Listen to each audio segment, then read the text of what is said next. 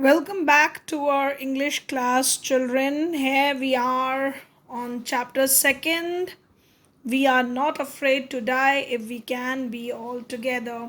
First part of the chapter we have already finished, where we came to know that a very heavy storm was there and the family was earlier celebrated Christmas, and after that they faced a very rough storm, and the whole their shipwreck was there, and a lot of damage is done to their big boat, and a lot of injuries. Narrator's daughter got a severe injury in her head, and other family members were also afraid of this storm, and very bad condition is there. Now we will be starting the next part of the chapter. By morning on January 3rd, the pumps had the water level sufficiently under control for us to take 2 hours rest in the rotation. Now it was the day on 3rd January. The pump had the water level sufficient under control for us, because that pump was throwing water from the boat out to the sea, and after 2 hours rest and rotation, it was a little bit under control, the situation, but we still had tremendous leak somewhere below the water lines. And on checking, I found that nearly all boats. So after that, what happened when there was leakage under the water lines? Water lines here refers to the level of the boat in the water.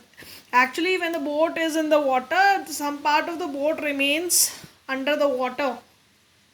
So, below that water line, there was a damage. Below that water, the boat part of the boat which is below the water, their part is damaged, and he wanted to check that. And what the narrator found there? The narrator found that the main rib frames were smashed below down to the knee. The main rib frame is the frame which used to hold the ship, the main frame, wooden pieces which hold the boat. They were broken, and it is really a very dangerous situation that they were smashed down to the knee. And what he has to do, in fact, there was nothing holding up a whole section of the starboard hull except a few cupboard partitions. Now, the whole section of boat, which was on the few partitions which were in the boat below their wooden planks, strong boats, the ship was hold on that one only. So it was really a very difficult situation. Their main base of the ship, or a small boat, this big boat which they were having, this was broken below down there, and obviously it was a very dangerous condition. We had survived for 15 hours since the wave hit, but wave walker wouldn't hold together long enough for us to reach Australia. Now the author know this thing, that although they have this boat is carrying them after this big strike was done by the wave on their boat, after that 15 hours have passed, but still they know that they cannot reach Australia with this condition of boat. I checked our charts and calculated that there were two small islands a few hundred kilometers to the east. One of them, Isle Amsterdam, was a French scientific base. Our only hope was to reach these pinpricks in the vast ocean. But unless the wind and sea abated so we could hoist sail, our chances would be slim indeed. The great wave had put our auxiliary engine out of action. Now, what was their condition? This man know, the narrator know, that they cannot reach Australia with this condition of boat. So what he did, he calculated through his charts that what is nearby where they could reach. So he found two small islands, and they were few hundred kilometers on the east side, that direction. And what was the name of that? This Isle Amsterdam. It was a French scientific base. Some France based this islands are in the sea which are captured by the countries. So it is French based, scientific based, where they would be doing some kind of scientific things. And this was the only hope to reach these pinpricks in the vast ocean. Pinpricks in the vast ocean means they were tiny islands in the big vast ocean. But unless the wind and sea abated, now they know this abated means that, which this is something, this sea waves and sea ocean storm, till it become less intense, then only they could hoist the sails, then only their ship could move. Our chances would be slim indeed. Here slim refers to very small chances are there. The great wave had put our auxiliary engine out of action. That big wave which strike their ship, due to that their helping engines, which were spare engines, they were also not working well, they're out of action, they were not working. So on January 4th, after 36 hours of continuous pumping, we reached the last few centimeters of water. Now we had only to keep pace with the water still coming in. We could not set any sail on the main mast. Pressure on the rigs would be simply pull the damaged section of the hull apart. So we hoisted the storm jib and headed for where I thought the two islands were. Mary found some corned beef and cracker biscuits, and we ate our first meal in almost 2 days. Now, on January 4th, what happened? They were continuously pumping water out of the aboard this big ship. They were pumping it out, and very few centimeters of water was left there. And then what they have to do, whatever the water was coming inside the boat, they have to throw it out. That should be maintained. That balance should be maintained, so that no more water should be there. So continuously work for 2 days, 36 hours almost, is one and a half day almost, they continuously work. And obviously they cannot put the sail also, because that ship is not in condition to move fast and take pressure on the damaged section, because that is not very well. So what they did, they hoisted the storm jib. I told you the storm jib is a small sail which is used during the emergency. So they were heading with that towards that islands. So Mary, wife of narrator, she gave some food, that is corned beef and cracked biscuits, which was their first meal that, and within 2 days. So they were not having time even to get the meals. They were just continuously trying to save their life. But our respite was short lived. Respite means a very short period of relief from an emergency situation. So, this relaxation that the water is now out of the boat, this was very short lived. What happened next? At 4 p.m., black clouds began building up behind us. Within the hour, the wind was back to 40 knots and the sea was getting higher. The weather continued to deteriorate throughout the night, and by dawn on January 5th, our situation was again desperate. Now, this relief was short lived. Again, the weather was bad. Very fast wind started blowing in the sea, and weather condition deteriorate. Deteriorate means they become worse throughout the night and in the morning. Dawn here refers to morning of 5th January. Again, their situation was very bad. When I went to comfort the children, John asked, Daddy, are we going to die? I tried to assure him that we could make it. But, Daddy, he went on, we aren't afraid of dying if we can all be together. You and Mommy, Sue, and I. Now, here we are going to see the courage in a small boy of 6 years of age. When this narrator went to comfort the children, so he talked to his son. So his son was asking that, are we going to die? Their situation was very worse. So before he wanted to assure him, he said that he is not afraid to die if he is with his whole family, his father, mother, and his sister. So that shows the courage and tolerance and that optimism that which he's not at all afraid to die when his family is with him. I could find no words with the with which to respond, but I left the children cabin determined to fight the sea with everything I had. To protect the weakened starboard side, I decided to heave to with the undamaged port hull facing the oncoming waves. Using an improvised sea anchor of heavy nylon rope and 222 liters plastic barrels of paraffin. So, listening to these words of his son, the narrator got determined. He wanted to save whatever the things he had in the ship. He wanted to save his children. So he became determined to protect this board side, and with the whatever things he has, whatever the damaged part, he wanted to overcome that situation. Whichever new wave is coming, he wanted to save this with the nylon ropes, and he did with plastic barrels the way he can save them. That evening, Mary and I sat together holding hands as the motion of the ship brought more and more water in through the broken planks.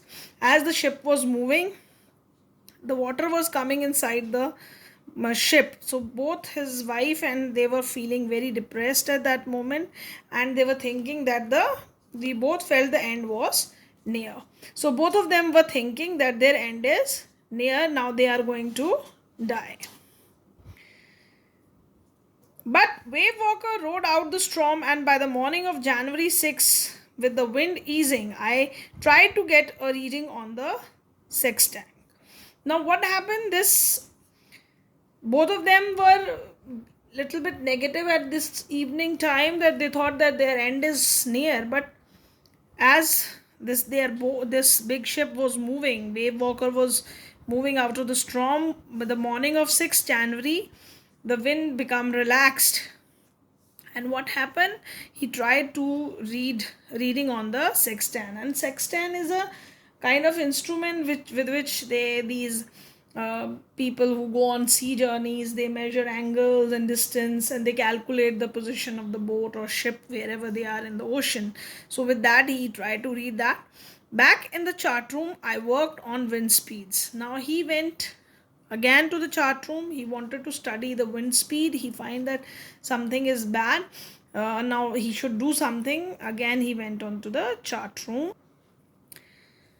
Change of course, drift and currents in the effort to calculate our position. When he went to the chart room, he wanted to see that whatever change is there in the wind, how kind of currents are formed, he wanted to calculate their position. The best I could determine was that we were somewhere in 150,000 kilometers of ocean, looking for a 65-kilometer wide island. So whichever nearby island was there, which was 65-kilometer wide island, he was searching for that.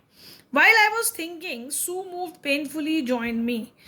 At the left side of her head was now very swollen, and her blackened eyes narrowed to slits. She gave me a card she had made. Now, when he was studying this in the chart room, he was busy in thinking.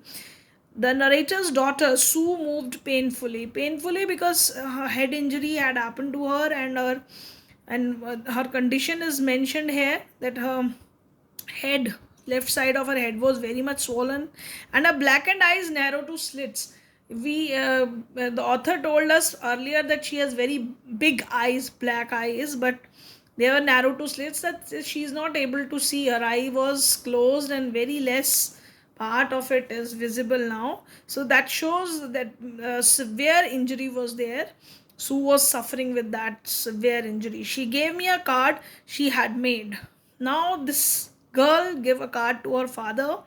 On the front, she had made caricatures of Mary and me with the words, "Here are some funny people. Did they make you laugh? I laughed a lot as well." Inside was a message, "Oh, how I love you both." So this card is to say thank you and let hope for the best. Somehow we had to make it. Now, this child, Sue, gave a beautiful card to his father with caricatures. Caricatures is a kind of a picture with the striking characteristics of some person just to make a comical effect. So this was written, and she said that these are funny people, and didn't they make you laugh? And then I laughed a lot as well. It was written on it.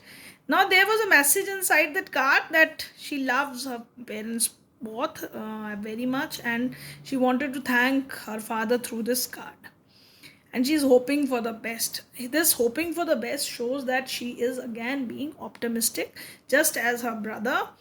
And somehow we had to make it. Now, author thinks that definitely he has to save his children from this difficult situation. So, in the second part of the chapter, we find how although the weather condition was bad, how they tried to survive through it, and how author's children were being very positive, giving support, mental support to their parents, even in that hard times or difficult times. Now, next, I checked and rechecked my calculation. We had lost our main compass, and I was using a spare which had not been corrected for magnetic variation.